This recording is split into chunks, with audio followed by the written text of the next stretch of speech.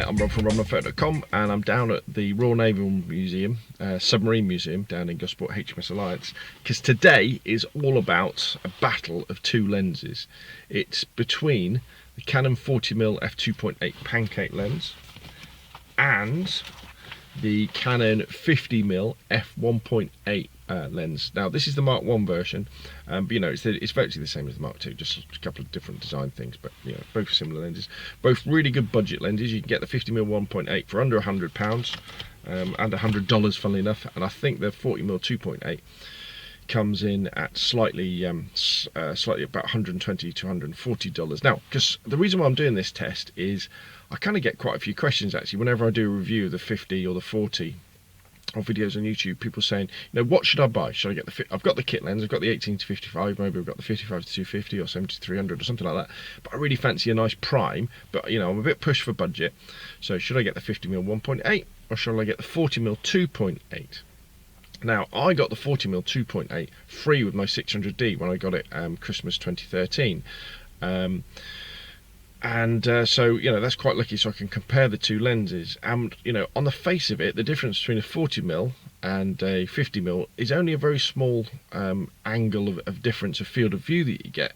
But, you know, you're going from a 1.8 for 2.8, so the 1.8 lets in quite a lot more light, and obviously you can get a narrowed up field. However, the beauty with the 40mm is that it is so small. It really makes your camera very, very small indeed. It's also one of the newer STM type lenses, so what that means is it's very quiet at focusing, which is very good for video work.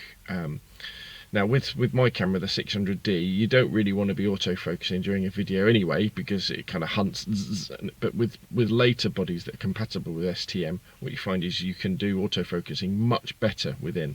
And the other thing is it's focusing by wire as well.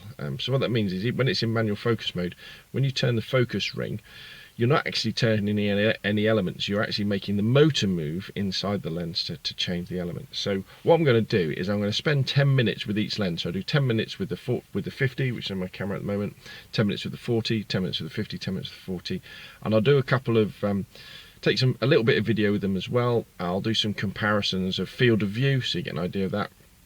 And I'll also do comparisons of close-up stuff at apertures. So you can just give you a good idea of, if you're thinking about one or the other and you can't get both, then you know, maybe it'll help you decide which is the best one for you. Right, so let's get started.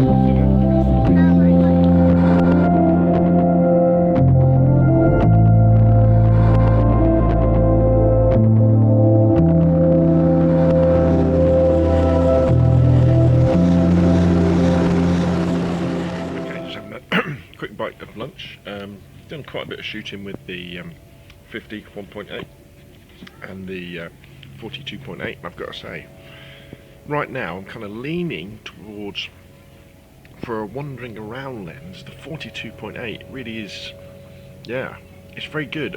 I guess what I didn't really appreciate before, because you know, not shooting the same, the 40 and the 50 in quick succession one after the other, is how quiet the 42.8 is. It really does, it's silent focus, it's brilliant. Whereas the 51.8, especially this Mark 1 version, is very, you know, it really does make a racket when it's focusing. I used to have the Mark 2 and that was the same, you know, it is a noisy lens. But this one, especially when you're wandering around like here where there's lots of people wandering around, and you don't really want to put loads of attention on yourself. You just want to sort of merge into the background and take your photographs. You know, this 42.8 is good, and I like the angle of view as well. I mean, we'll still have to see when I get home and check the photos out which ones I prefer. But as of now, I think the 42.8 as a walk-around lens definitely was my pick. And also the fact that you'll probably know from previous videos is that I use the 42.8 for a lot of video work as well, because I like the short depth of field. I like the wide aperture, but it's not as telephoto as the 50, so you don't have to get to do headshot videos. You don't have to get quite as far away.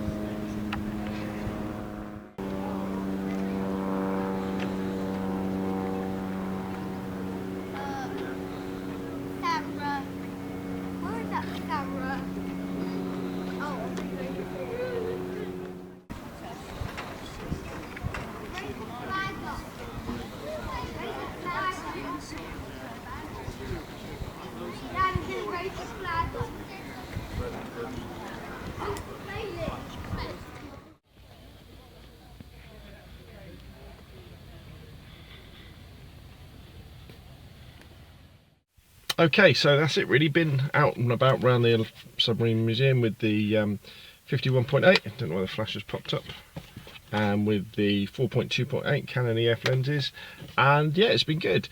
The low light capability of the 51.8 was good inside round Holland 1, and there was a midget submarine as well, I think. That was good.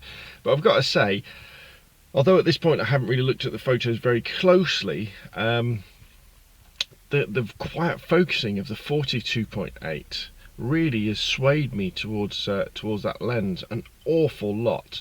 It'd be nice to have a look at the well, as you'll see in a few minutes, the close-up shots, the depth of field shots, and the angle of view shots, so you can see kind of how the difference they look. But you know, that 42.8 is so quiet, and it makes your camera so light as well.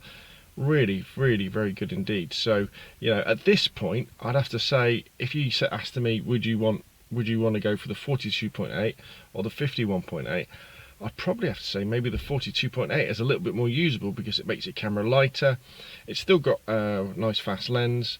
It's got a better angle of view, I think, than the 51.8 on a crop sensor body, and seems like a great lens. But I tell you what, let's have a look at some of the photos in a little bit more detail, and maybe we'll come up with a different conclusion.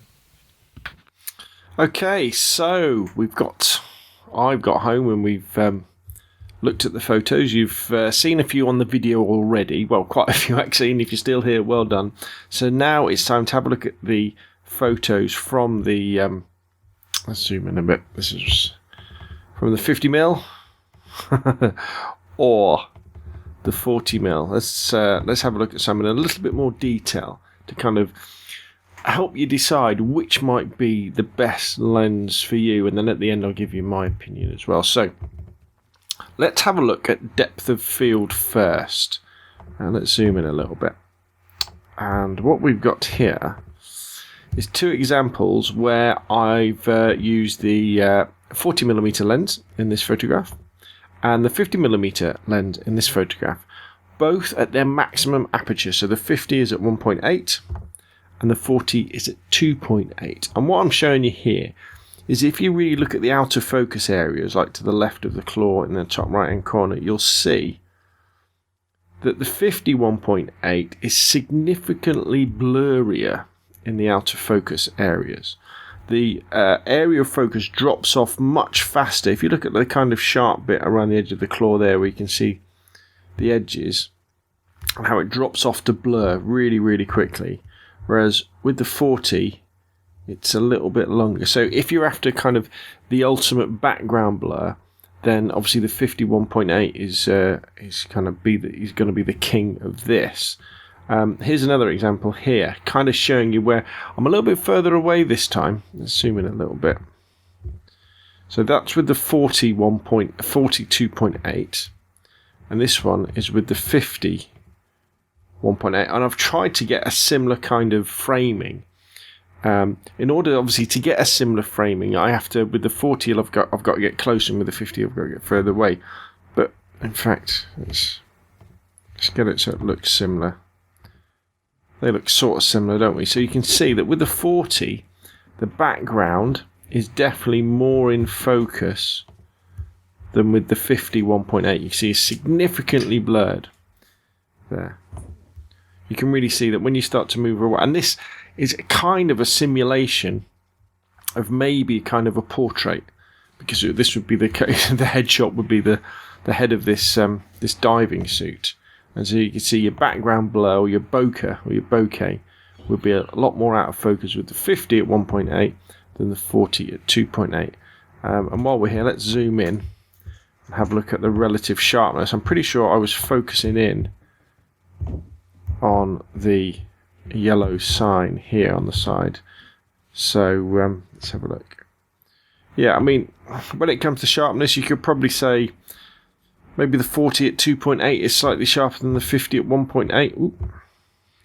But it may be due to focusing as well. Because, I mean, an important thing to remember is that at 1.8, focus is critical. You know, you've really got to be bang on, because your depth of field will only be a matter of centimetres if you're a reasonable distance away, you know, sort of 10, 15 feet. If you're very close, though, it's a matter of millimetres. But what hopefully you'll see with these sort of photos is that it's the 51.8 definitely has the advantage when it comes to background blur. It really does. Now in these two photos, I'm just showing you the different angle of view you get. So, you know, standing in the same location, that's a photograph taken with a 40mm, and that's a photograph taken with a 50mm. So you can see, although there isn't, you would have thought there's not that much difference of angle of view between a 50 and a 40. In certain situations, you know, the 40mm is going to let you get more in. Now, remember, these are on a crop sensor body. My 600D, same as a 60D, 70D, 700D, etc. On a full frame body, so a 5D, a 1D, that sort of thing, these photos would look significantly wider. But, most of us out there have got crop sensor bodies, so I think it's important to take that into account. And also, as I'll say later, neither of these lenses are in any way wide-angle lenses. With the crop sensor, like the 600D, what you basically be doing is you time the focal length by 1.6, really, to give you an idea of the equivalent to 35mm. So that means your 40mm is more like a 65mm, and your 50 is more like a 75 to 80mm, which is really pretty telephoto. Now, I happen to think that this is not a bad thing for your photographs. Using a telephoto lens, even just a 40 or a 50, will significantly, I think, change your photographs. It forces you to take more, I like to use the term, extracts from your surroundings, rather than use a wide angle where you'll end up with lots of photos that look like photographs, or look like postcards. It's pretty hard to take a postcard type image with a 40 or a 50mm. But there we go, there you can see the difference in angle of view. Now what we're going to have a little look at here is sharpness. So taken from the same place, at f8, we've got the 40mm and the 50mm. So what we're going to do is we're going to zoom in. That's the 40mm at f8, 100% view. And let's have a look at the 50mm. This is of the Spinnaker Tower, and we can look at like the cables from the yachts and the sort of rivets in the mast there. We can see that. In the 40mm, we can kind of see that. Is there a difference in sharpness? I don't know. They're both pretty sharp, if you ask me, at f8. You could argue that perhaps the 50mm at 1.8 is slightly sharper. I can see slightly more resolution around this sort of area in the 50. But it may be I was shaking a little bit. I think they were both at 500th of a second, so they're pretty fast. If we look at something, I like on the 50, you can see the individual, I guess they're rivets going up that mast. Can you see that on the 40? A little bit smaller, but that's because of the angle of view. They're both very good. There is no problem, I think, with sharpness on either of these lenses. Again, they probably work their best when they're not completely wide open, but even at wide open, they're not too bad. So, the 40 or the 50, what should it be? So what I've done, I've made a few notes here as well. So for the 40mm, it's cheap. It's just over £100 in the UK. I think about just over $150 in the USA. That's good price for a lens. It's very, very light.